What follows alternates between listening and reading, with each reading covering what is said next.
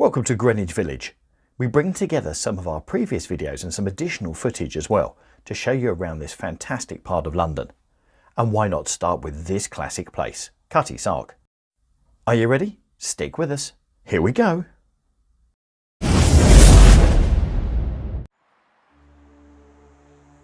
When you mention Greenwich, Greenwich is many things to many people all across the world.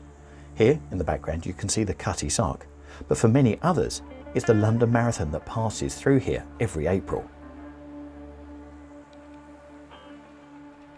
Rich in history, going back through the ages, Greenwich is certainly a place you want to spend some time and discover, and look at some of the old architecture that still remains. To get to Greenwich, it's served well. You can get there on the Docklands Light Railway, Network Rail, or alternatively, why not arrive by boat? History of the area dates well back into the 6th century, when the area was used by Saxons as burial grounds, especially the hill, which is to the southwest of Flamstead House, which is part of the Royal Observatory, which you'll see later. The original name for the area, which was Greenwich, was first put in the Saxon Charter of 918, where it appears. Before much later becoming known as Greenwich, it was known as Greenwich, which was an alternative name for settlement, which came from the Latin language.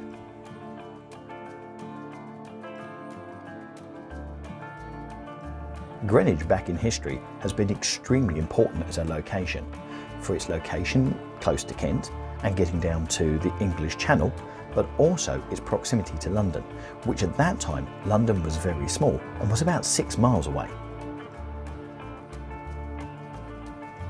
The Saxons, the Vikings and the Normans all used the area so they could place their army, so they could then use it and then go out to war from this place.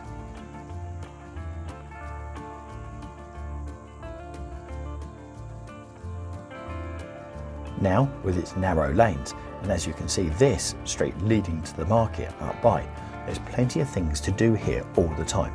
So whatever you do, make sure you allow enough time if you're visiting Greenwich, because there's so much to see and do.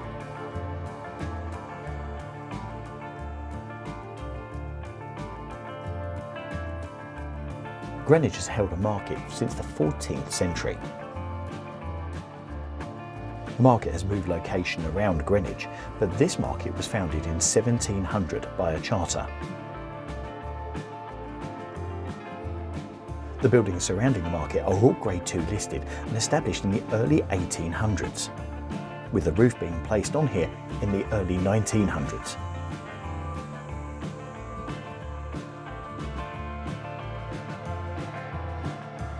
Greenwich Park covers a large area, and it starts off and it's quite gently sloping, but you can get to the top of the hill without any problem. There is just flat way up there, so it's accessible to everybody. It's definitely worth taking the walk through here, because when you get to the top you come to the Royal Observatory, plus also some fantastic views as well.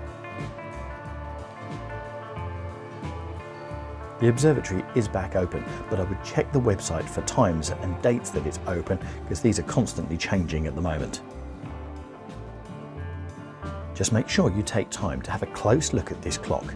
It's a magnetic clock, but all is not as it seems, as it's not a 12-hour clock, it's a 24-hour one.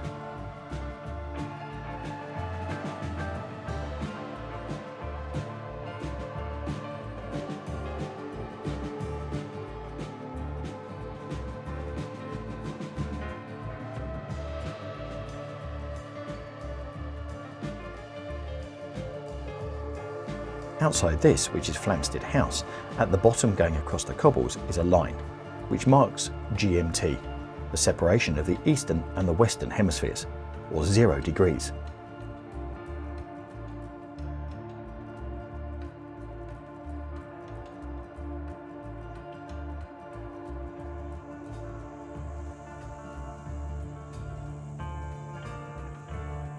Across London there's some fantastic places to go to get some amazing views across the skyline. For free, this has got to be one of the best.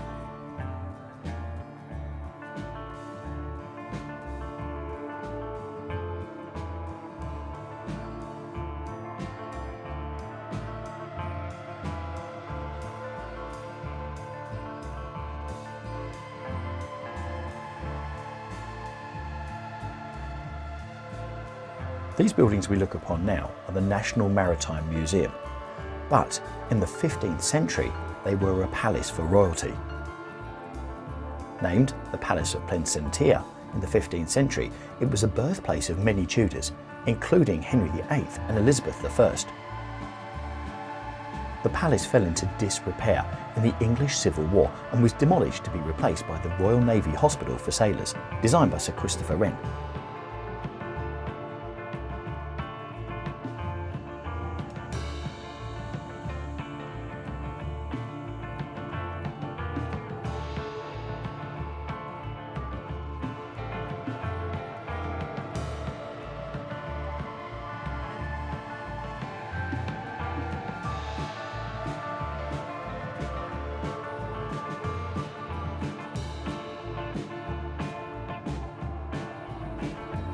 So, whilst you're in Greenwich Park and you get great views across as we've just shown you, if you go to the other side of Greenwich Park and walk through, you come to Blackheath, another magnificent open space in London. And who says London isn't full of greenery? This statue is of General Wolfe and stands outside the Royal Observatory at the top of the hill. It commemorates Wolfe's victory against the French at Quebec, which secured Canada for the British. As it's based on GMT, you can't help but say to yourself, what's the time, Mr. Wolfe? Apart from the normal forms of transport, another way of course of leaving Greenwich is to walk under the Thames from the South Bank to the North Bank, which we covered on a previous video, and I'll put a link up in the top right hand corner for you to that video. Built in the early 1900s, this tunnel that goes under the Thames is just 15 metres under the bed of the Thames.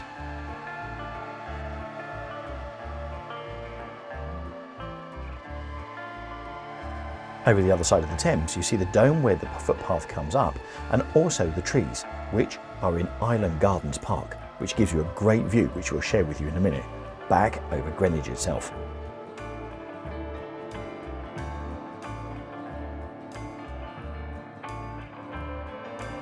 The tunnel doesn't take too long to walk, but just bear in mind that quite often the lifts aren't working, so you will have to go up and down staircases. Also, as you can see the signs here saying no cycling, it's worth bearing in mind that this is a main route, takes the cycle path from Dover to Scotland, so often there are lots and lots of bikes down here as well.